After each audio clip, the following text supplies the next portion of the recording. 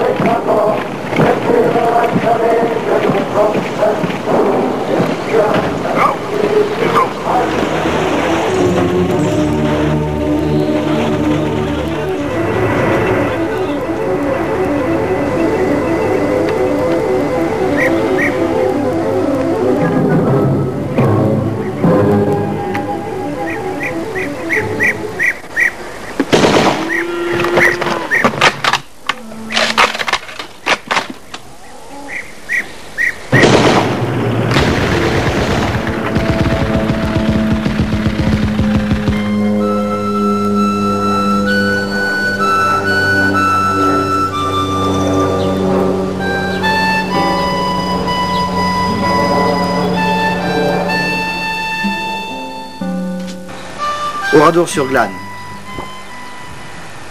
Ce village est entré dans l'histoire le 10 juin 1944.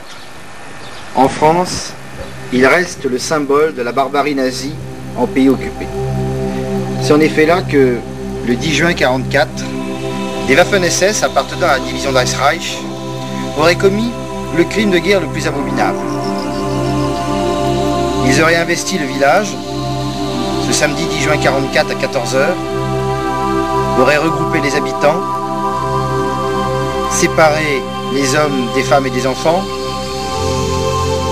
conduit les hommes dans des granges, dans 6 granges, par groupe de 20 à 60, où ils les auraient fusillés, avant de tuer les derniers survivants avec des pistolets, de mettre le feu aux cadavres, y compris à ceux qui étaient encore blessés.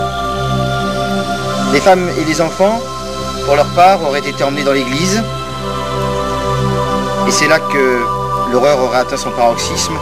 Les Waffen-SS les auraient brûlés vifs dans le sanctuaire et auraient ensuite brûlé les corps, ceux des morts, ceux des femmes et des enfants qui étaient encore blessés, dans un gigantesque brasier qui aurait entraîné d'ailleurs une destruction très forte de l'église. Depuis maintenant 50 ans, à Oradour-sur-Glane, on visite les ruines du village, les ruines de l'église, que l'on nous dit être conservées comme elles l'étaient le soir du 10 juin 1944. Des gens visitent, des gens se recueillent. C'est devenu un lieu de pèlerinage, le lieu symbole de la barbarie nazie en France occupée.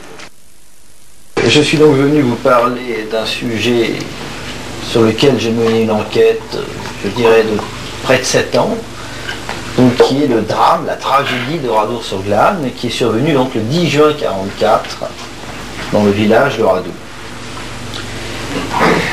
J'ai donc écrit un livre sur la question, qui a été interdit par le ministère de l'Intérieur le 2 septembre dernier, qui n'est donc plus disponible en France, qu'on peut quand même encore se procurer via l'étranger.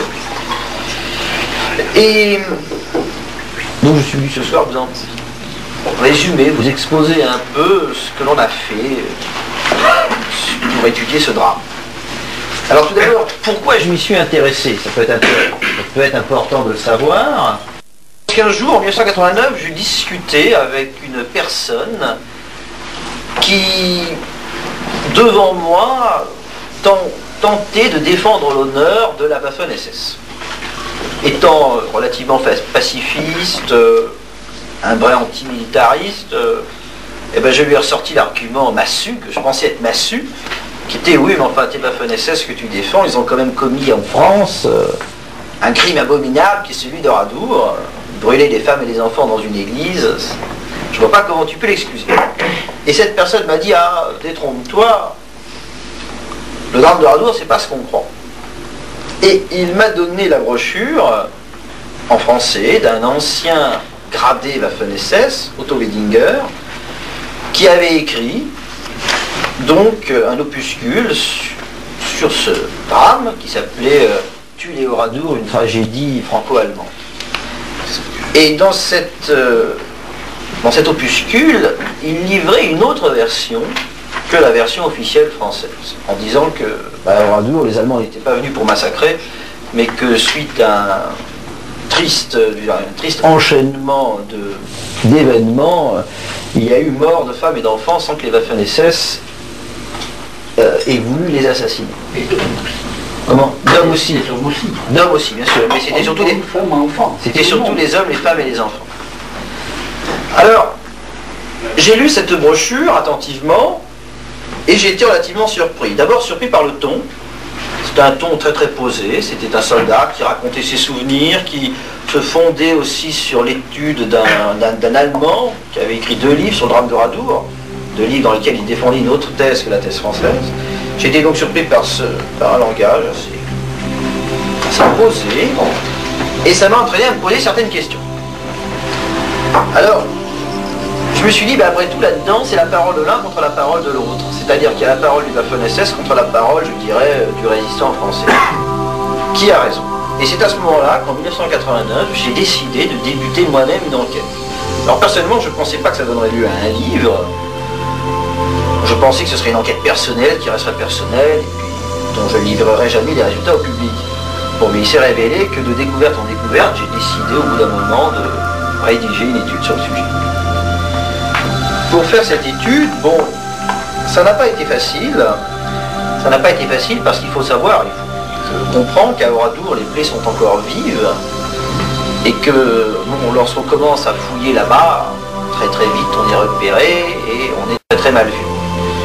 À ce titre, je vais donner juste la parole à mon ami Henri Lefkovitch qui m'a secondé en quelque sorte dans mes recherches. Oh, j'ai pas fait grand-chose. Hein. Oui, et à qui il est arrivé, il y a le 10 juin dernier, une mésaventure. Le livre est paru en mai dernier, en mai 97.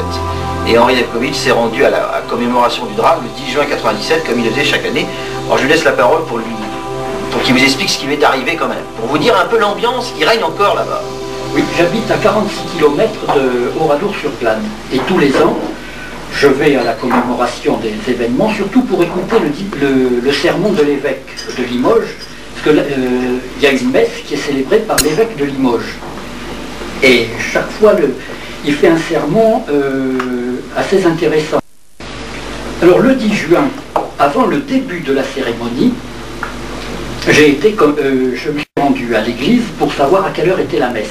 Et on m'a dit que la messe était à 11h. Et c'était 9h moins le quart. Je me dirige vers le vélo, et pour aller au vélo, je suis obligé de passer devant la place de la mairie du nouveau village. Et un des 2 guides, M. Hiverneau, m'a vu. Alors il m'a vu, il m'a dit bonjour, comme d'habitude, étant donné qu'il me connaît depuis 1992, il me connaît bien. Et alors comme il se dirige vers la mairie, moi je le suis. Je suis, on discute. Hein. Arrivé à hauteur de la mairie, il me dit venez. Alors moi, en confiance, je viens, et il me présente à M. Dartout. Il me dit voilà, M. Lefkovitch et M. Dartout. Et alors M. Dartout me serre la main, et moi je suis là. Alors M. Dartout, je précise, M. Dartout est un rescapé du drame. Ah pardon. Oui, M. Dartout est un des 5 hommes rescapés de la Grange Lodi. Et à ce moment-là, M. Hiverneau dit à M. Dartout, voici l'auteur du livre.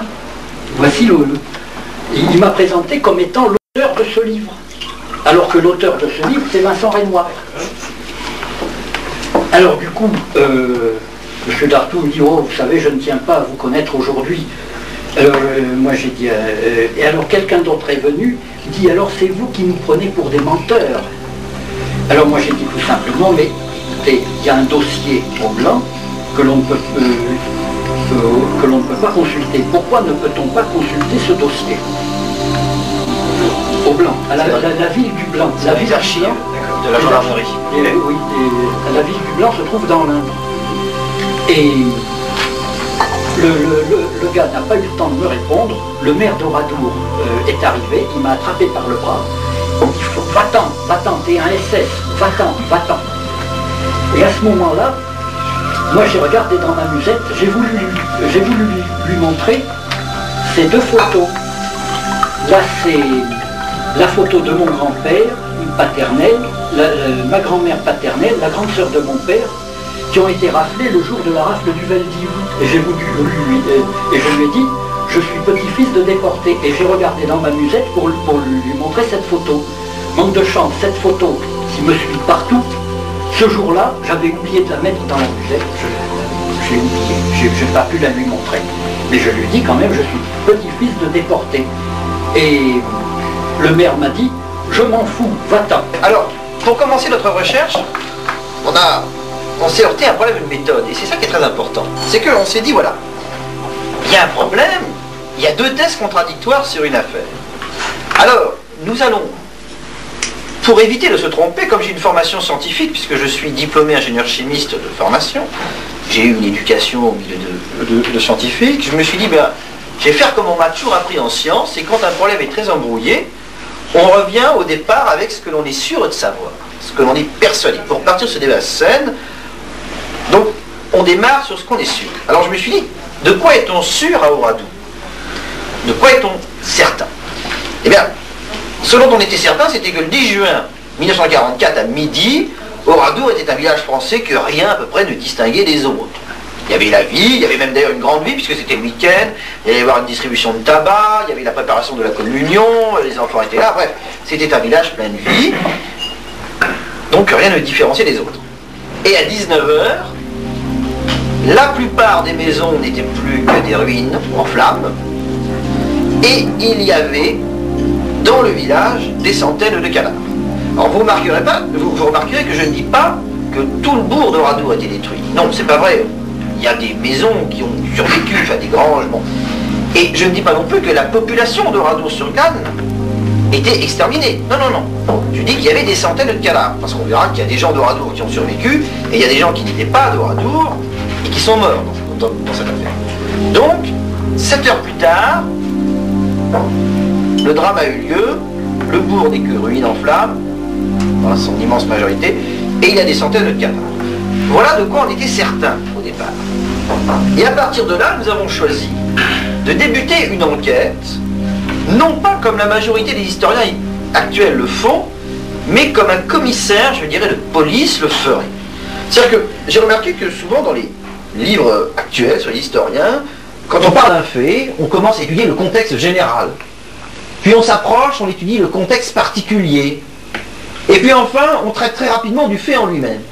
Par exemple, sur Oradour, on va parler de l'occupation allemande de la France, et puis ensuite on va parler de l'occupation allemande dans le Limousin, et puis, hop, sur le drame d'Oradour, on dira, bon ben, ça y est, ça, on a déjà dit ce qui s'était passé, reportez-vous au livre de 45.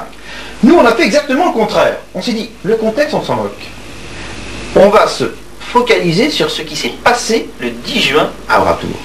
Peu importe qui est en cause, que ce soit les Waffen-SS, que ce soit l'armée française, les tirailleurs sénégalais, on s'en moque. Que ça ait eu lieu en 44, en 54, en 34, on s'en moque. On sait qu'il y a un certain jour, il y a eu une catastrophe. Peu importe ce qui s'est passé, nous allons nous focaliser sur l'aspect matériel de la catastrophe. Et surtout ne pas étudier le contexte, parce que dès qu'on étudie le contexte, qu'on parle de Waffen-SS, d'occupation, les passions ressortent. Nous, on ne veut pas de passion. On se focalise sur les faits. Uniquement sur les faits. Et c'est comme ça que je me suis dit, bon, il y a eu une catastrophe, il y a des morts. Que faire? Eh bien, je me suis dit, dans un premier temps, nous allons nous intéresser aux morts. Nous allons être intéressés sur les cadavres. Nous allons voir comment se présentent les cadavres. Et dans un deuxième temps, nous allons voir comment se présentent les lieux. Et après, on verra bien. Mais pour l'instant, nous allons nous intéresser à cela. Alors, ce que nous avons fait, c'est que nous avons réuni, on va me dire, bah, c'était facile de voir les lieux, comment ils étaient, parce que les ruines sont encore intactes aujourd'hui. C'est pas vrai, les ruines d'Oradour ont subi beaucoup de changements, notamment dans l'église. On dit aux visiteurs qui visitent Oradour aujourd'hui, vous avez l'église telle qu'elle était le soir du 10 juin. C'est entièrement faux, le sol a été refait, une voûte a été refaite, des chapes de béton ont été mises. On ne visite plus l'église comme elle était avant. La voûte qui a été refaite, c'est M. Hiverneau, le guide, c'est le guide lui-même qui me l'a dit. Alors qu'ils ne le disent pas aux touristes. Mais ça, on y reviendra. Je l'avais quand même mis en confiance, il me l'a dit, et après je l'ai dit à l'autre guide qui me l'a confirmé. Donc M. Hiverneau et M. Labo sont formels, voilà. La voûte du clocher a été refaite. Alors qu'aux touristes, on dit que on ne leur dit rien et on a caché le fait qu'elle était refaite parce qu'elle est tellement bien refaite qu'il faut vraiment un œil très perspicace, très au courant des sujets d'architecture pour le voir. Et qu'elle était refaite de manière à ressembler exactement à la voûte comme elle était avant. Voilà, elle a été reconstituée comme on voudrait reconstituer, c'est comme si on avait voulu refaire une église à côté comme elle était avant.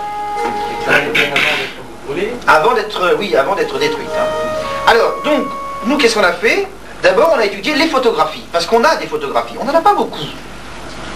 Alors, peut-être qu'il y en a plus, puisque mon ami Henri l'a dit tout à l'heure, il y a un dossier d'Oradour, parce qu'il y a eu un procès en 1953, il y a un dossier Oradour, qui est dans les archives de la gendarmerie nationale dans la ville du Blanc, dans l'Inde, mais qui n'est pas consultable. Si, ce sera consultable en 2053. Oui. Bon, d'ici là, on sera très vieux, donc... on sera loin. Donc, pour l'instant, comme ce dossier n'est pas consultable, il y a peut-être des photos en plus dedans, il y a peut-être des autopsies, mais nous, on n'avait pas ça. Donc, on avait au départ les photos, alors on a étudié. On les a étudiées, moi j'ai passé des heures à la loupe, à étudier tout, etc., afin de savoir. Et puis, en même temps, on a étudié donc les photos de cadavres. Alors, ce qui nous a intéressé, donc, au départ, on s'est donc intéressé aux cadavres. Et la première question qu'on s'est posée, c'est où a-t-on retrouvé les cadavres? Parce que ça, c'est important. Parce que, admettons qu'il y a un météore qui est rasé au Oradour, le jour du 10 juin 1944, on aurait retrouvé les cadavres partout. Alors on s'est dit, où les a-t-on retrouvés? Et pour cela, on a pris des rapports officiels. Et notamment un rapport d'un médecin de la santé qui a supervisé les opérations de sauvetage, il n'y avait plus grand chose à sauver, mais enfin, les opérations de déblaiement, etc., qui a noté l'endroit où on avait retrouvé les cadavres. Alors, on s'aperçoit que l'immense majorité des hommes, mais encore pas la totalité, on dit que les hommes ont été assassinés dans les granges, non. On a retrouvé l'immense majorité des hommes, soit dans les granges, c'est-à-dire à l'état de cadavre dans les granges, on y reviendra plus tard, soit, pour le chez Denis, pour une grange spéciale, enterrés dans une fosse à côté de la grange. Mais on a aussi retrouvé des hommes ailleurs, on a retrouvé des cadavres d'hommes dans un hameau à côté, au hameau des Bordes, on a retrouvé un mort sur une palissade, on a retrouvé dans les champs, etc. On a retrouvé un peu partout, mais je dirais une immense majorité des hommes étaient dans les granges. Quant aux femmes, on en a retrouvé une immense majorité, les femmes et les enfants, hein, on en a retrouvé une immense majorité dans l'église, mais encore une fois, pas la totalité. On a retrouvé une vingtaine de corps sous un appentis du presbytère. On a retrouvé des corps de femmes mélangés aux hommes dans le chez Denis. On a retrouvé une femme dans une fosse à Purin. On en a retrouvé un peu partout, mine de rien. Mais, encore une fois, l'immense majorité, c'était dans l'église. Donc on s'est dit à partir de là, deux drames. Un drame qui a concerné essentiellement les hommes, dans les granges, dans 6 granges. Alors, si vous vous reportez à la page 1, vous avez marqué les 6 granges. Hein. Ça, c'est un plan qui est dans la littérature officielle. Hein. Donc les hommes dans 6 granges et les femmes dans l'église. Alors quand on s'est dit ça, on s'est dit, ben voilà. Et bien ce qu'on va faire maintenant, c'est qu'on va regarder les photos pour voir comment se présentaient les cadavres des hommes. 4 hommes qu'on a retrouvés dans une grange. Alors, on ne dit pas quelle grange c'est. Ça, on va pas essayer de chercher vraiment. Alors quand on regarde ces hommes, on s'est dit, bon, ils se ressemblent tous d'abord, ils ont tous l'air d'être morts de la même façon, ou tout du moins ils ont tous eu le même sort, et on remarquait que ces hommes étaient carbonisés. Et là, j'ai été voir des pompiers, je ne suis pas non plus spécialiste, je ne suis pas médecin légiste, j'ai été voir des pompiers, j'ai été voir des spécialistes en explosifs, etc. Je leur ai demandé, pour vous, ces hommes, qu'est-ce qui leur est arrivé? Et un pompier qui a regardé ça m'a dit, ce sont des hommes qui ont été carbonisés, c'est-à-dire qu'ils sont restés très longtemps dans les flammes. Et je lui ai dit, mais pourquoi vous pouvez le dire? Il m'a dit, c'est très simple, ils n'ont plus d'habits, l'extrémité de leurs membres manque, notamment les mains et les pieds, leur figure a perdu tous ses traits, notamment le nez en général manque, ils ne sont plus identifiables. Donc ça, ce sont des hommes qui ont été carbonisés. Alors je lui ai dit, mais est-ce qu'on peut en déduire qu'ils sont morts carbonisés? Il dit non, pas forcément, ils sont peut-être morts avant, ils sont peut-être morts assassinés avant, étranglés, empoisonnés, fusillés, on ne sait pas, mais on peut dire qu'ils ont terminé carbonisés. Bien, alors on ne pouvait pas aller plus loin parce qu'on n'avait pas d'autres photos. Alors une fois que l'on a vu ça, qu'on a fait ces constatations matérielles. On a été voir les granges. Alors, les granges, on n'a pas beaucoup de photos non plus. On a surtout on peut les voir aujourd'hui dans les ruines. Alors naturellement, ça vaut ce que ça vaut parce que ça a un peu changé. Mais visiblement, bon, les granges sont détruites. Et quand on regarde les photos d'époque, on s'aperçoit qu'elles ont été en effet, que ce sont des ruines en flammes. Donc ça paraît confirmer l'histoire des hommes qui ont été carbonisés. À la page 5, vous avez au centre le plan de l'église. Alors, c'est un plan de l'église qu'on a issu des documents officiels, hein, c'est pas nous qui l'avons fait. Et ce plan de l'église, alors, en bas à gauche, vous voyez des escaliers. Vous rentriez pas, on rentre par là, on rentre par la porte, et on se retrouve donc là, la fameuse voûte dont on reparlera, et au-dessus duquel il y avait le clocher. Donc, vous rentrez par là, et après vous pouvez vous promener. Ici, vous avez, alors sur votre gauche, vous avez la chapelle de la Vierge. Sur votre droite, vous avez en bas la chapelle Saint-Joseph, où il y a la petite lettre B, là, enfin c'est la chapelle Saint-Joseph, et plus haut, c'est la chapelle Sainte-Anne. Excuse-moi, oui. Il faut préciser qu'à l'entrée de l'église, les murs font 1,10 m d'épaisseur. Oui, c'est vrai. Et le clocher a 6 contreforts, 2 contreforts qui font 1,60 m de large et 4 contreforts qui font 1,40 m de large. C'est vrai.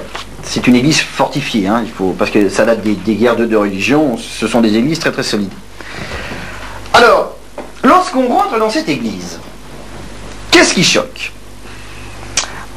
Alors je vous demande d'aller au document 14, ce sont les cloches. Et ça, si vous allez au Oradour, vous les verrez, elles sont encore là. Aujourd'hui, on dit souvent, la cloche de Oradour a fondu. Erreur. 2 erreurs en une phrase. Il n'y avait pas une cloche, mais il y avait 2 cloches. Et ça, on a retrouvé le document, puisqu'il y a un chanoine qui, dans les années 1890, a fait un livre sur les cloches du Limousin. Et il dit bien qu'on a installé 2 cloches, il donne les noms, leur date de baptême, etc. Donc il y avait 2 cloches dans l'église d'Oradour, dont vous voyez et les fragments aujourd'hui. Alors on vous dit, mais les cloches ont fondu. Mais si vous regardez de près, non, les cloches ont partiellement fondu. Et la nuance, vous allez me dire, c'est une nuance, oui, mais la nuance, c'est le taille. Car si vous regardez, vous voyez aujourd'hui, et dans le livre les photos sont beaucoup plus claires, hein, vous remarquez que la base des cloches est en partie intacte. La base est des 2 cloches. Elle est intacte à tel point qu'on peut lire les inscriptions qu'il y a dessus. On lit, sur une, je crois qu'on lit un bout du nom ou un bout de la phrase qui est mise, et on voit tous les petits dessins qu'il y a dessus. Et sur les 2 cloches, on voit ça. C'est-à-dire que la base est à la moitié intacte. En revanche, le haut, ce qu'on appelle le cerveau, on n'a plus. Ça, c'est plus qu'un amas de bronze. Et un marteau des 2 cloches, ce qui sert à frapper, est pris dans une masse de bronze fondu. Alors moi, lorsque j'ai vu ça, oui, le marteau est en acier, hein, donc il n'a pas fondu, lui. En revanche, le bronze fond beaucoup plus bas. La température de je pourrais... C'est 900, oui, 900 degrés. Tout dépend. Le bronze fond à 900 degrés. Le problème, c'est des données théoriques. Et l'acier fond à 1500 degrés. Alors, donc la température était de toute façon inférieure à 1500 degrés, étant donné que le battant n'a pas fondu. Il est intact. Oui, c'est vrai qu'on vous raconte aujourd'hui qu'il y a eu des températures de 2000 degrés. Si on avait une température de 2000 degrés, ça ne serait pas passé comme ça. C'est impossible. Alors, lorsque j'ai vu ça, moi, qu'est-ce que j'ai fait? J'habitais Caen à l'époque, j'étais à côté de Villedieu-les-Poêles, où il y a la seule fabrique de cloches en France. Je suis allé voir les fondeurs de cloches de Villedieu-les-Poêles. Je leur ai dit, voilà, qu'est-ce que vous pensez de ces cloches-là? Qu'est-ce que vous pensez qui s'est passé? Et ils m'ont répondu, nous avons souvent été dans des églises frappées par la foudre où le clocher a brûlé. Les cloches, il n'en reste rien. En bas, vous avez 2 flaques de bronze complètement informes. Là, ils m'ont dit, les cloches, elles n'ont pas fondu en totalité. Elles ont été, comme si elles avaient été éclatées. Et comme elles ont fondu en partie, c'est que le phénomène a été très bref. Parce qu'il est évident que s'il y avait eu un feu, la cloche aurait, qu'est-ce qui s'est passé, aurait commencé à chauffer, et les alliages étant bons conducteurs de température, on l'explique ça dans le livre, on l'expose en long, large, travers, la cloche aurait donc fondu en totalité et de façon uniforme. Là, ils m'ont dit, c'est un phénomène qui a été très bref, parce que des parties de la cloche ont complètement fondu, mais d'autres parties sont restées complètement intactes. C'est donc que la chaleur n'a pas eu le temps de diffuser à l'intérieur de l'alliage, c'est donc que le phénomène a été très bref. Et les cloches ont été soumises à un traitement physique, un traitement mécanique très fort parce qu'elles ont été éclatées. Ils m'ont dit, ça, ce ne sont pas des cloches fondues, ce sont des cloches qui ont éclaté et qui en même temps ont été soumises partiellement à des très fortes températures. Bon, alors j'ai pris ça, je leur ai dit, vous pouvez me le confirmer, ils me l'ont confirmé, bon, etc. Alors je me suis dit, tiens, quel est l'événement qui peut être rapide et qui peut dégager beaucoup de température? Ça, à nouveau, c'est une explosion. Je retombais sur l'hypothèse de l'explosion avec les cloches. Alors ensuite, on s'est intéressé à la voûte. La voûte, moi je dois l'avouer, en toute sincérité, je n'avais pas vu qu'elle était reconstruite. C'est un de mes amis architectes qui m'a dit, la voûte est reconstruite. Et il m'a expliqué pourquoi. Il m'a dit, mais c'est très simple. L'oculus, là, le rond, là, vous voyez. Les pierres de l'oculus, elles sont en bas, les pierres de l'oculus originelles, elles sont en bas, puisqu'il y en a qui sont prises avec les cloches. On les voit là, d'ailleurs, sur la photo des cloches. Il m'a dit, ça c'est une voûte complètement construite, mais on a essayé de la faire vraiment en l'état. Et ce n'est pas indiqué. Et alors, pendant très longtemps, j'ai eu un doute qui m'a taraudé. J'ai dit, est-ce que mon ami se trompe ou est-ce qu'il ne se trompe pas? Parce que c'était capital. Un incendie d'église, j'ai demandé à un pompier, je lui ai dit, est-ce qu'un incendie pourrait faire effondrer une voûte? Il m'a dit, non, non, pas un incendie d'église. À moins vraiment de commencer à porter des centaines de tonnes et puis de mettre un feu pendant des jours et des jours, peut-être que vous allez réussir à délier le mortier. Mais il m'a dit, c'est très difficile, un incendie. Non, non. Alors je lui ai dit, donc si la voûte s'est effondrée, il m'a dit, s'est effondrée, explosion en même temps. Alors, pendant des mois, j'ai dit, est-ce qu'on a une preuve que cette voûte s'est finalement effondrée? Je rappelle que les deux guides d'Oradour m'ont confirmé que la voûte s'est effondrée. On a mis au-dessus des toits des chapes de béton pour ne pas que l'eau s'infiltre dans l'église. Le sol a été, les pentes ont été modifiées afin que s'il y avait des fuites d'eau quand même, elles s'évacuent. Qu'est-ce qu'il y a d'autre qui a été refait dans l'église? Il est possible que le maître-autel... Comment? On a mis l'église hors d'eau. C'est ça, en quelque sorte. C'est ça. Et la voûte aussi fait partie de ce projet. Oh non, au-dessus de la voûte, ils ont mis une chape de béton. Ah aussi. Bah, voilà. C'est-à-dire, ils n'étaient pas obligés de reconstruire la voûte. Il y a une autre intention. Voilà. Au-dessus de la voûte, vous avez la grosse chape de béton, ce qui veut dire qu'on ne peut pas aller au-dessus de la voûte. De toute façon, c'est interdit. Nous, on y a été en fraude. On s'est pressé, avant, parce qu'on était déjà mal vus. Mais, visiblement, ils ont refait la voûte alors qu'ils n'étaient pas obligés de la refaire. Ça, c'est évident. Et d'ailleurs, ils le cachent qu'ils ont fait cette voûte. Si vous demandez aux habitants, a priori, ils disent, ah, non, on n'a jamais touché à la voûte. Et il a fallu que mon ami soit en confiance avec le guide et que moi, je retrouve ce tract pour qu'on voit bien que la voûte a été refaite. Mais si vous demandez au guide en tant que lambda, je suis persuadé, je vous fiche mon billet qui vous dira qu'elle n'a pas été refaite. C'est une chape de plomb. Oui, c'est une chape de béton, c'est ça. Alors, donc cette voûte, on a rebuté sur le truc de l'explosion. Et puis, il y a eu d'autres choses qui nous ont surprises. C'est dans la chapelle Saint-Joseph. Vous avez un hôtel en bois, c'est le document 15. Un hôtel en bois dont on voit encore certaines dorures d'ailleurs, si on l'inspecte bien. Voilà donc une église où on aurait fait brûler plusieurs centaines de corps de femmes et d'enfants pendant des heures, et cet hôtel en bois aurait résisté. Ça nous a paru extrêmement étrange. Et idem pour le confessionnal que vous avez dans la chapelle de la Vierge. Sur le plan, il est noté F. C'est une pièce en bois, en espèce de contreplaqué de 6 mm d'épaisseur. Le confessionnal est intact. Intact, il n'a pas une trace de noir, il n'y a pas une trace d'ailleurs de balle, d'impact, rien. Il est intact. Et lorsqu'on demande aux gens est-ce qu'il était là, tout le monde vous dit, et a priori je n'ai pas raison de ne pas les croire puisqu'on a des photos de 45, c'était le confessionnal d'époque. Donc ces deux pièces en bois qu'on a retrouvées semblent confirmer qu'il n'y a pas eu un incendie qui aurait duré des heures, parce que sinon, rien qu'avec le phénomène de conduction thermique et de rayonnement thermique, ça aurait brûlé. Je vous signale que par exemple, j'ai retrouvé dans des choses d'assurance pour les pompiers que lorsqu'il y a eu un grand incendie dans la Canebière, sur la Canebière à Marseille, des immeubles espacés de 10 mètres, il y avait un immeuble qui était en feu, un autre immeuble qui était 10 mètres en face, et rien que par le rayonnement thermique, le feu s'est propagé d'immeuble en immeuble. D'ailleurs, qu'est-ce qu'on dit souvent? Qu'est-ce qui est difficile quand il y a un feu? Qu'est-ce qui rend les sauvetages très très difficiles? C'est la chaleur. D'ailleurs, on voit bien quand on s'approche d'une cheminée, hein. Vous approchez d'une cheminée, vous ne touchez pas le feu, vous êtes à 1 mètre, vous n'y restez pas des heures. Hein. Le rayonnement thermique est un phénomène très très puissant. Or là, voilà un feu qui aurait brûlé plusieurs centaines de femmes et d'enfants et qui n'aurait pas touché ces deux pièces en bois. Et sur l'autel de la Vierge, c'est le document 18, on a même retrouvé des fleurs en tissu, le soir même. L'hôtel de la Vierge, il est en face du confessionnal. Donc vous avez sur votre plan à gauche, vous avez en face du F, vous avez l'hôtel de la Vierge. Il y a des fleurs qui sont encore intactes. Et quand on lit le témoignage de Poitvin, qui a écrit dans l'enfer d'Oradour, Poitvin dit que les draperies étaient encore intactes. Et aujourd'hui, vous voyez dans le mémorial ces fleurs, les draperies ont disparu. Il y a eu beaucoup de vols après la guerre, on nous l'a confirmé, sûrement des gens qui ont pris ça. Et on a même retrouvé d'ailleurs dans l'église, après d'autres témoignages, d'autres rapports de ce secouriste, des lettres, une lettre, du papier donc, qui était sur un cadavre. Alors de là, qu'est-ce qu'on s'est dit? Qu'est-ce qui a dû se passer dans l'église? Ça confirmait la thèse de l'explosion. Pourquoi? Parce que on s'est dit qu'il y a dû y avoir une explosion au niveau du clocher. De façon évidente, cette église n'a pas été détruite par un incendie. Elle a été détruite par une explosion, dont l'épicentre doit se situer dans le clocher.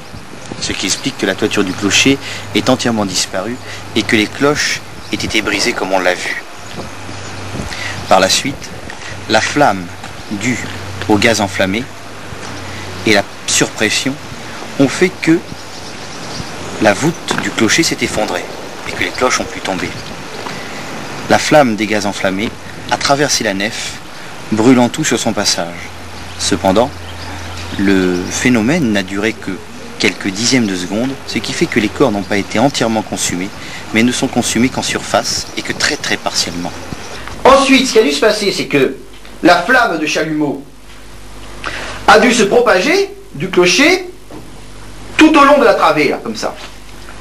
Alors ça a carbonisé en surface les femmes et les enfants, qui ont été déchiquetés par quoi? Par les pierres de la voûte, qui ont été éjectées à des vitesses énormes.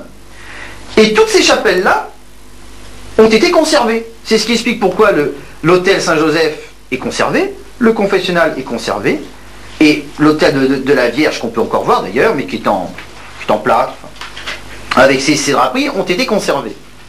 C'est notre hypothèse, que jusqu'à présent, personne, même Radour, n'a réfuté. Ils ont critiqué notre livre, mais ils n'ont jamais parlé vraiment de ça. Ils n'ont jamais tenté de réfuter. Et d'ailleurs, dans le livre, on démontre qu'un auteur officiel confirme que la thèse de l'incendie est impossible. Et d'ailleurs, il y a une autre chose qui nous a fait dire qu'il n'y avait sûrement pas eu d'incendie, c'est que lorsque les pompiers m'ont donné des cours sur les incendies, ils m'ont expliqué la chose suivante. Si par exemple on fait un feu ici, que ça dure des heures, hein, eh bien le sol au niveau du feu sera abîmé. Pourquoi? Parce que quand il y a un feu, là, à cet endroit par exemple, 10% de la température est communiquée au sol, c'est la conduction thermique. Et donc ça abîme le sol en surface. Et bien lorsqu'on rentre dans l'église, lorsqu'on examine les photos d'époque, les dalles sont tout à fait intactes. Et c'est ce qui nous a à nouveau fait dire qu'il n'y avait sûrement pas eu d'incendie au sol comme on veut bien le croire, comme on veut bien le laisser à croire. Voilà. Alors maintenant je vous rapporte à la page 6 où il y a notre diagramme qui essaie d'expliquer ce qui a pu se passer. L'explosion. L'explosion, c'est-à-dire qu'il y a eu une gigantesque flamme de chalumeau. Le souffle, naturellement, il est parti par les endroits de moindre résistance. Le toit a été éjecté, donc plus de poutres. La croix fêtière a été éjectée et la flamme s'est mise dans l'église, mais a préservé toutes les chapelles latérales. Et il y a sûrement eu aussi une explosion sous l'autre toit qui a soufflé les autres poutres. Mais ça... L'entrée de l'explosion. Comment? L'entrée de l'explosion. L'entrée, c'est-à-dire? D'où vient l'épicentre, il vient du haut, notre gros point noir. Donc ça vient d'en haut. Oui, ça vient d'en haut. Ça fait ça sort. Oui, ben, comme c'est venu d'en haut, il y a une partie qui est sortie par en haut, et une partie qui a fait effondrer la voûte, avec tous les éclats qui ont déchiqueté les gens, et la flamme, c'est...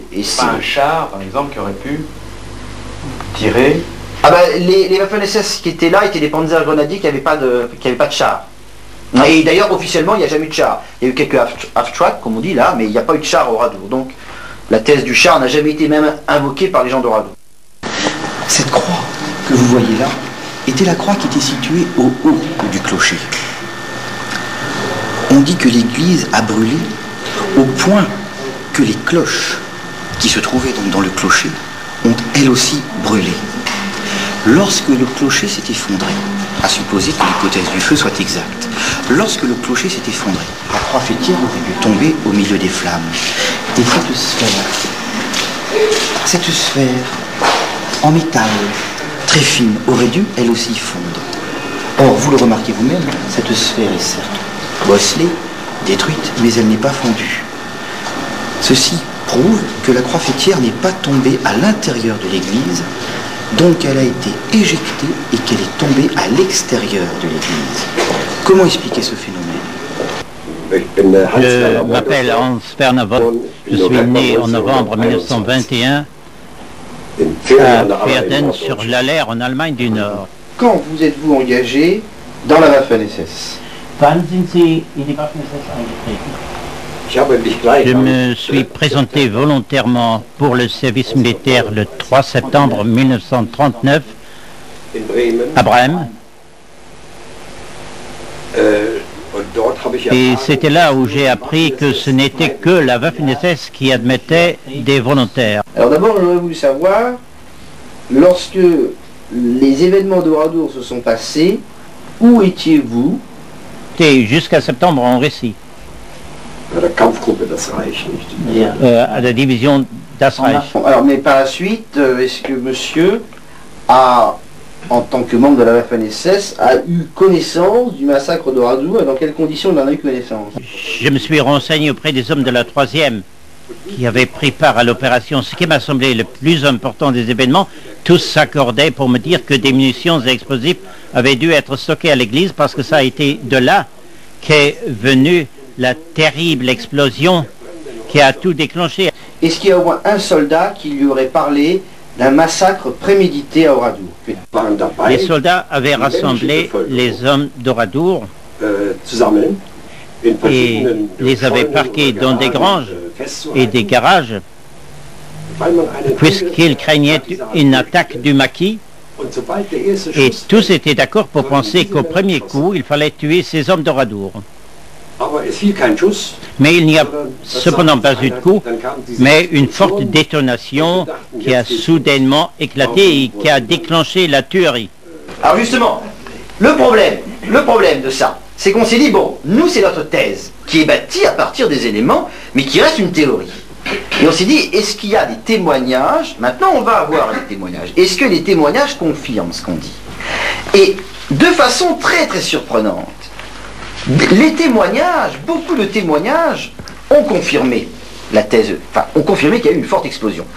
Lorsque je menais mon enquête, j'ai interrogé certains survivants du drame d'Oradour. L'un d'eux, M. Renaud, m'a proposé très gentiment d'aller avec lui dans l'endroit où il s'était caché le 10 juin 1944 durant l'après-midi. C'est ici, dans le jardin du garage des Ourteaux. Et il m'a dit, j'étais caché là, et soudainement, l'église a explosé. Et moi-même, qui étais là, j'ai reçu l'onde de choc. Et je lui ai dit, mais l'église a explosé? Et il a été formé. Il m'a dit que donc, même ici, à peu près une centaine de mètres de l'église, il avait reçu une onde de choc assez forte. Alors à ce moment, je lui ai dit, mais monsieur, ce que vous me dites là, c'est pas la thèse officielle. Et il a eu cette réponse savoureuse, il m'a fait, oh, la thèse officielle. Il n'a pas voulu aller plus loin naturellement, parce que là-bas c'est la trouille, tout le monde pète de trouille, mais c'était la première personne qui me confirmait qu'il y avait eu explosion. Pardon, oui. Cette trouille est justifiée. Cette trouille est justifiée. Je ne juge pas les gens d'Oradour, je constate. Hein, Moi, j'en mènerai pas large. Hein, si j'étais à leur place. Alors, on s'est dit, ça c'était un témoignage qu'il m'avait dit entre quatre yeux, que je n'ai pas remis dans le livre, parce que je lui ai promis. Et on a recherché. Et des documents en disant, est-ce que des témoignages viennent confirmer ça? Et notamment, on s'est procuré par la bande les sténotypies du procès, puisque en 1953, les SS d'Oradour sont passés en procès, un procès qui a duré un mois, du 12 janvier au 12 février, enfin, 13 janvier, 13 février. À Bordeaux. À Bordeaux.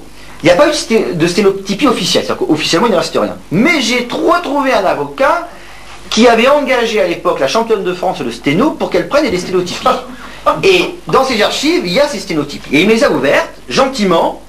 Moi j'étais franco, je lui ai dit que je ne croyais plus tellement à la thèse, mais que je voulais étudier. Et on a retrouvé des choses.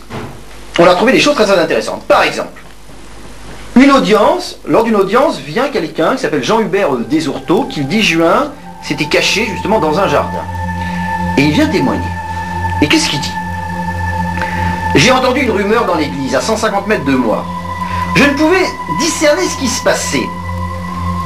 Ça mitraillait sans arrêt. Il y avait même des mortiers qui tiraient. Alors le président lui dit, vous venez de parler de mortier. Vous avez entendu un mortier? vous avez été militaire, vous savez ce qu'est un mortier en batterie. Cela vous a parlé d'un bruit de mortier? Et le témoin répond, absolument. Un bruit de mortier ou de canon, c'était distinct. Donc cet homme parle d'une explosion. Et plus tard, une femme arrive, Madame Renaud.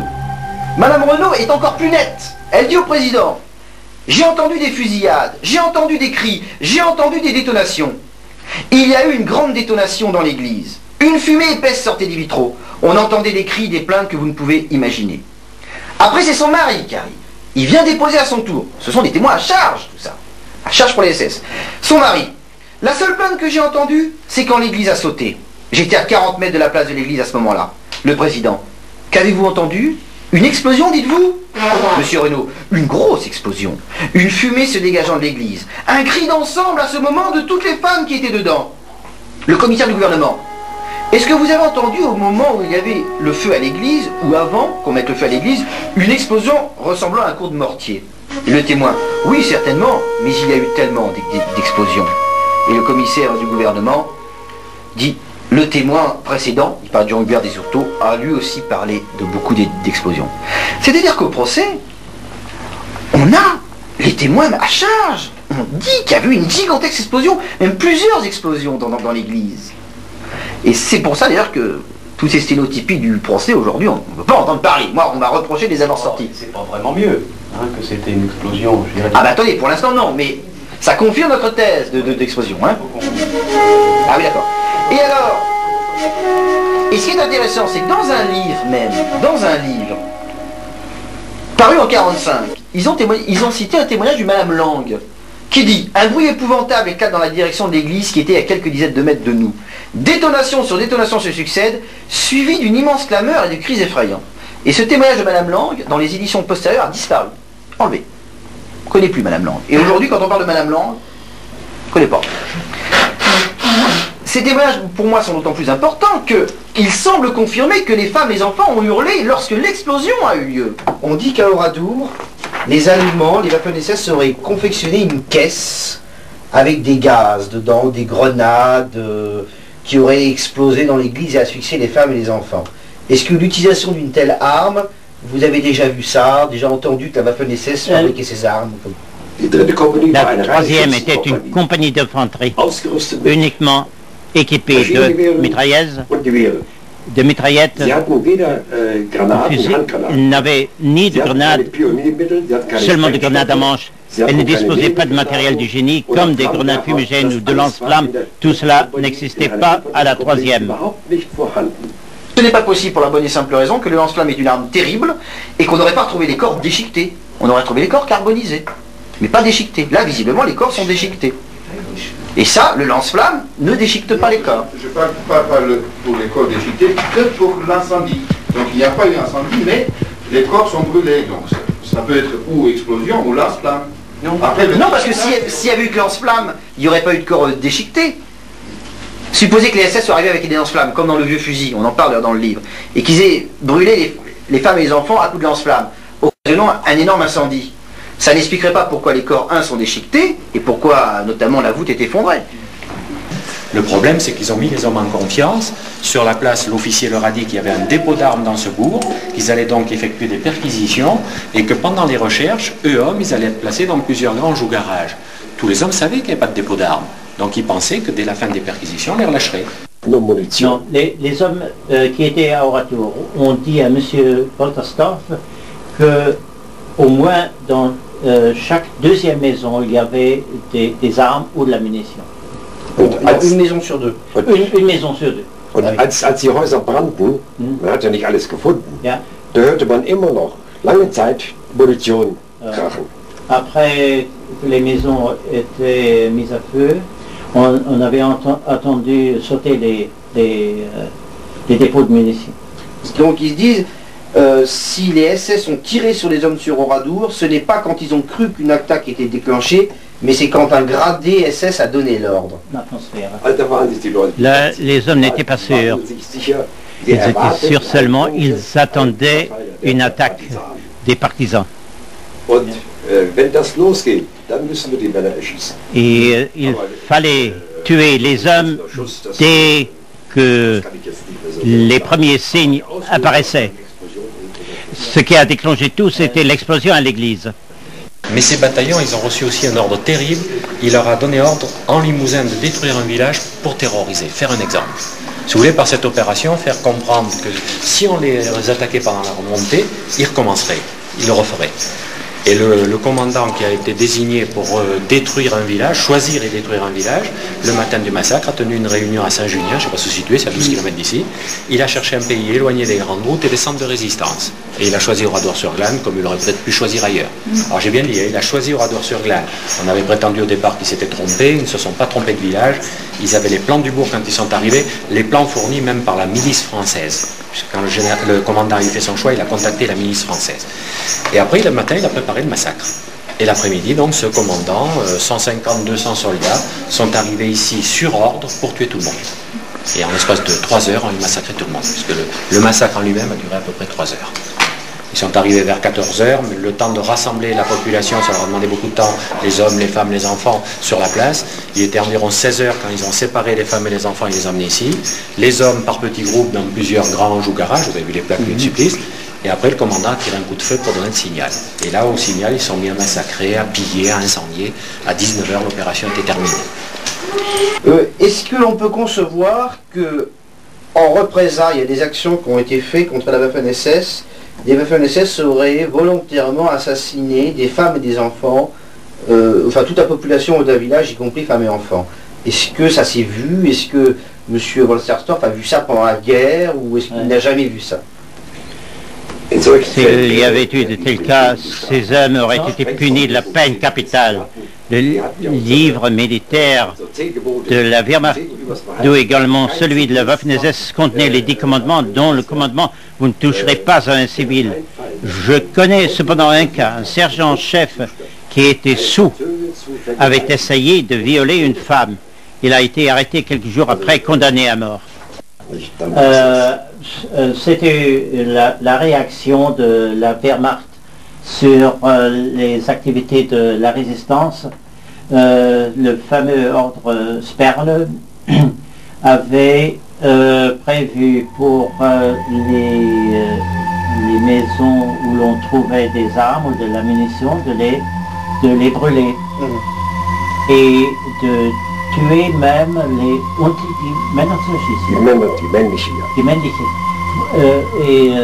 s'il y avait, si toutes les maisons pratiquement étaient remplies d'armes ou de munitions, toute la population mâle était à fusiller. En Oué qui vivent encore, il y en a une grande partie qui vivent encore, disent, dans la ferme à côté de l'endroit où on était détenus, on les voyait entrer, sortir avec des bouteilles, avec de la charcuterie, ils chantaient, ils jouaient de l'accordéon, on était loin de penser qu'ils mettaient tout le monde dans le bourg.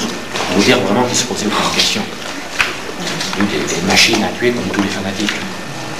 On a dit qu'à Oradour, les SS ont pillé. Ils ont volé de l'or, ils ont volé des jambons, ils ont volé des draps, de l'argenterie, des bijoux. Et on dit que c'était commun chez les SS de piller leurs victimes. Est-ce que ça apparaît à M. Wolterstorff crédible? Toutes ces accusations ne sont que des absurdités. Je n'ai jamais vu une chose pareille. Pas un seul. Je vais vous raconter un autre exemple. C'était près d'Aix-en-Provence, vers la fin de septembre 1943. Après une longue marche, ma compagnie est arrivée à un petit chalet au sud d'Aix-en-Provence, tard dans la nuit. Tous étaient morts de fatigue. J'ordonnais à mes hommes, montez vos tentes, il y a de la paille là-bas et couchez-vous là-dessus. 1 heure environ après est apparue la police militaire, la Feldgendarmerie, me disant « Vous n'avez pas le droit de prendre cette paille, il vous faut tout remettre à l'endroit d'où vous l'avez prise. » Ils massacraient toute la population d'Oradour pour intimider la résistance et pour ne plus qu'elle commette d'actions contre les soldats allemands. Est-ce que ça paraît crédible ou pas?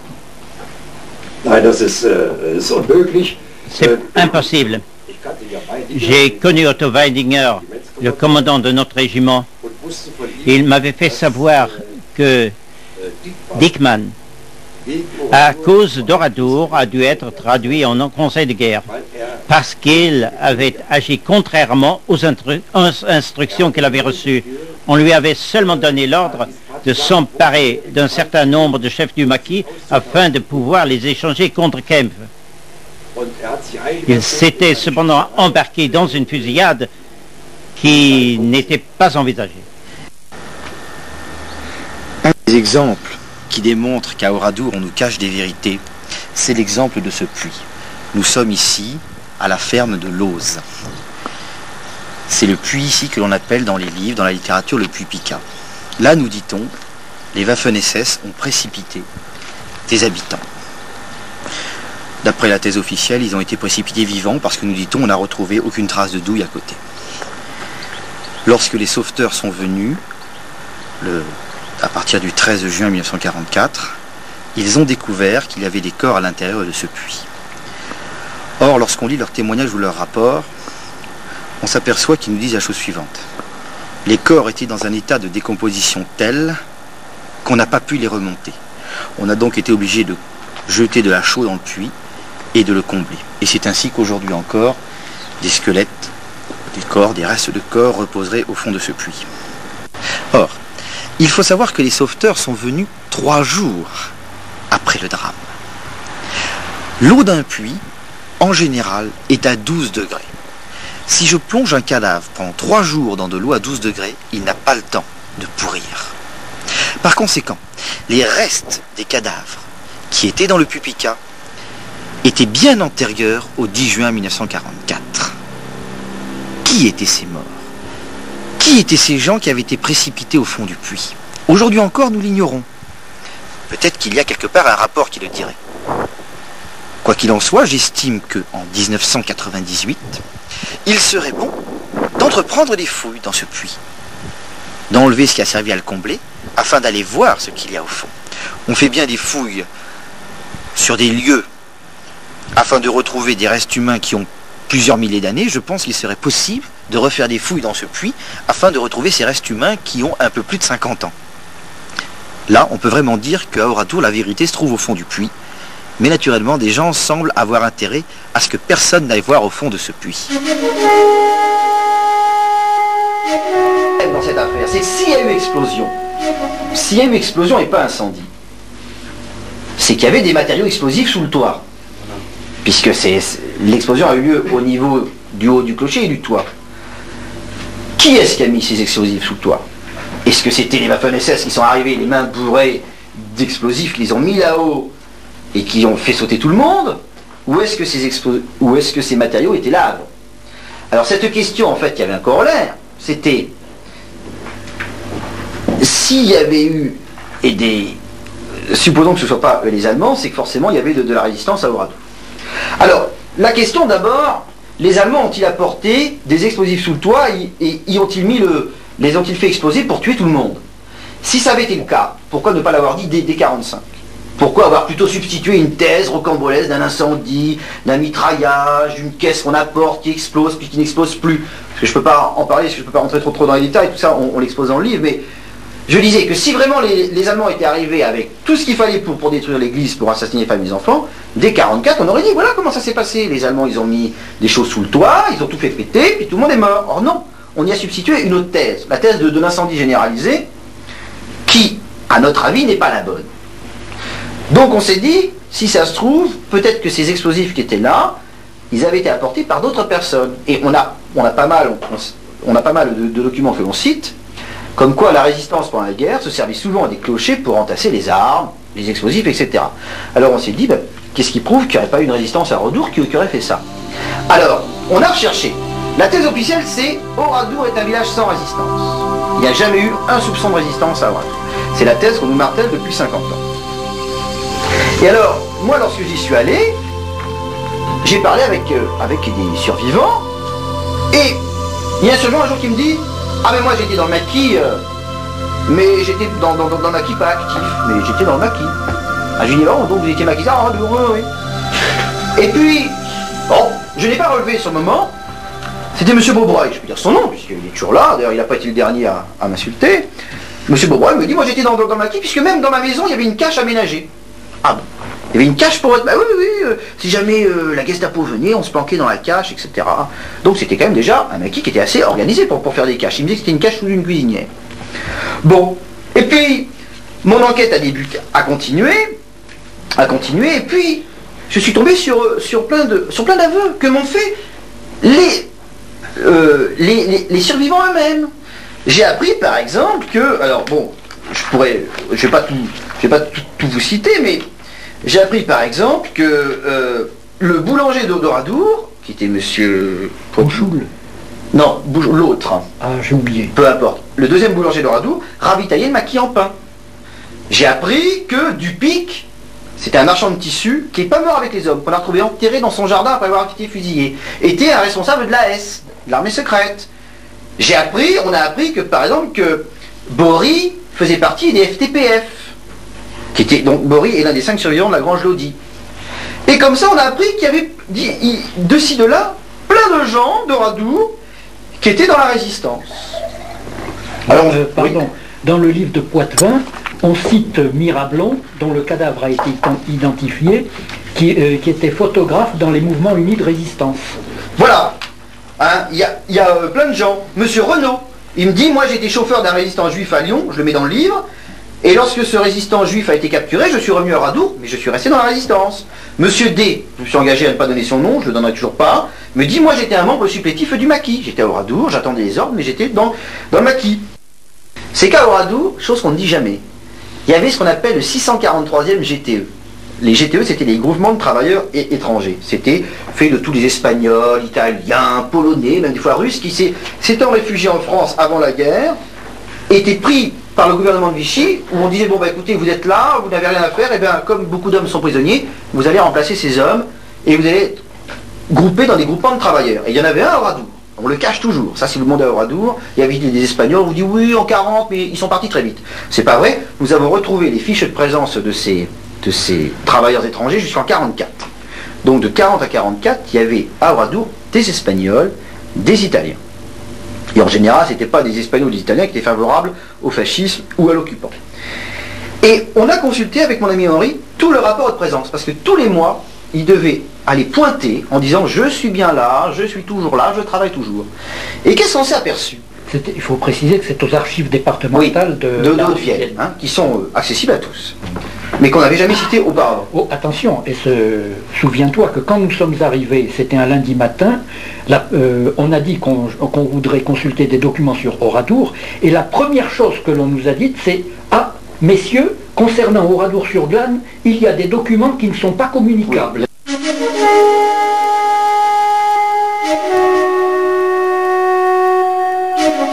Alors Jean-Roger, vous avez donc participé à la rédaction du livre sur l'histoire d'Oradour. Je voudrais savoir pour vous quelles ont été les causes de cette tragédie. Je pense que la cause première de cette tragédie d'Oradour fut le lynchage du commandant Helmut Kempfeu, de sa capture par les maquis de Jean Canou, c'est-à-dire exactement le 9 juin 1944, jusqu'à son lieu d'exécution prévu, et qui était certainement Oradour. Je tiens compte là du témoignage d'une femme qui s'appelait Fanny Mercier et qui déclara au matin de ce fameux 10 juin, qui déclara « Nous allons bien rigoler ce soir ». Or, tout indique, et c'est en tout cas mon intime conviction, tout indique que c'était le commandant Kempfeu qui était prévu pour être soit pendu, soit fusillé par le maquis des hommes de Guingouin le soir même du 10 juin 1944, puis le cadavre brûlé. Et il est évident que son meilleur ami, le commandant Dickmann, du même régiment, a appris la chose en venant à Oradour à partir de 14h ce fameux samedi, et découvrant les intentions des habitants, a effectivement eu l'intention de découvrir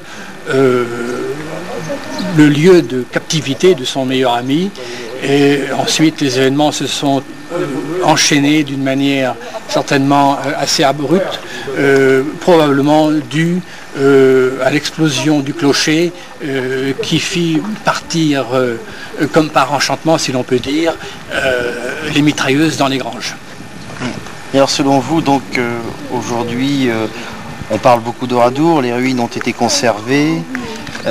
Qu'est-ce que ça éveille en vous, le fait que ce village, 50 ans après, soit conservé avec des plaques ici marquées, ici lieu de supplice, un groupe d'hommes a été fusillé par les nazis. Qu'est-ce que ça éveille en vous? Je crois qu'il faudrait mettre un terme tout de même à cela, parce que je suis un enfant de la guerre et en 1945-47, j'étais en Allemagne occupée et je dois dire que toutes les villes allemandes, grandes et moyennes, n'étaient que des Oradours. Elles étaient toutes en ruine, comme l'est Oradour aujourd'hui, mais je constate qu'une ville comme Dresde, où il y a eu au moins 250 000 morts, je constate que cette ville est reconstruite et d'une manière véritablement surréaliste, pour ne pas dire dadaïste. Par conséquent, les 100 000 Oradours subis par le peuple allemand sont effacés de la mémoire européenne et même mondiale, tandis que Oradour demeure, je pense pour des raisons de propagande, demeure constamment un lieu de culte, un mythe, mais je crois qu'il faudrait tout de même que cela cesse, oui, mais pour que la Seconde Guerre mondiale cesse enfin. Oui, mais ne peut-on pas dire que si les villes allemandes ont été détruites, c'était des faits de guerre, alors qu'Oradour n'est pas un fait de guerre, c'est un fait de barbarie pure Non, c'est-à-dire que ce sont toujours des faits de représailles. Vous savez que lorsqu'il y a guérilla dans n'importe quelle ville, et d'ailleurs le code militaire américain le dit très bien, les gens qui ne respectent pas les lois de la guerre doivent être châtiés en dehors des lois de la guerre, c'est-à-dire des conventions de La Haye et de Genève. Par conséquent, Oradour n'était en réalité qu'une opération de représailles, mais qui ne l'était pas dès l'arrivée des Waffen-SS à 14h. Ce ne le fut qu'ensuite, lorsque les soldats du commandant Dickmann découvrirent un certain nombre de cadavres allemands dans les maisons d'Oradour. Mais je répète ma question à propos des villes allemandes. Là, elles ont été détruites, ça n'a rien à voir avec Oradour, c'est pas les mêmes circonstances. C'est exactement la même chose, ce sont des bombardements de terreur. C'était des bombardements de terreur et qui avaient d'ailleurs pour objet ce qu'on appelle le de-housing, c'est-à-dire démaisonner les Allemands de leur propre pays. Et je dois dire que j'ai toujours été très impressionné par mes souvenirs de l'Allemagne de 45 à 47, puisque j'ai vécu, je dois le dire, en tant qu'enfant, de 6 à 8 ans, dans les ruines des villes allemandes. Évidemment, nous pourrions évoquer le Wilhelm Gustloff qui fut coulé le 31 janvier 1945 et à bord duquel se trouvaient 5000 femmes et enfants, c'est-à-dire 10 fois plus de victimes que l'église d'Oradour, car je rappelle qu'à Oradour, il y a eu 500 femmes et enfants dans l'église. 642 victimes, évidemment, je ne compte pas les hommes fusillés dans les granges, que personne ne conteste. Mais je remarque que cet Oradour marin du 31 janvier 1945, je remarque qu'il n'y a aucune plaque commémorative pour cet Oradour multiplié par 10. Très bien, merci. Je vous remercie.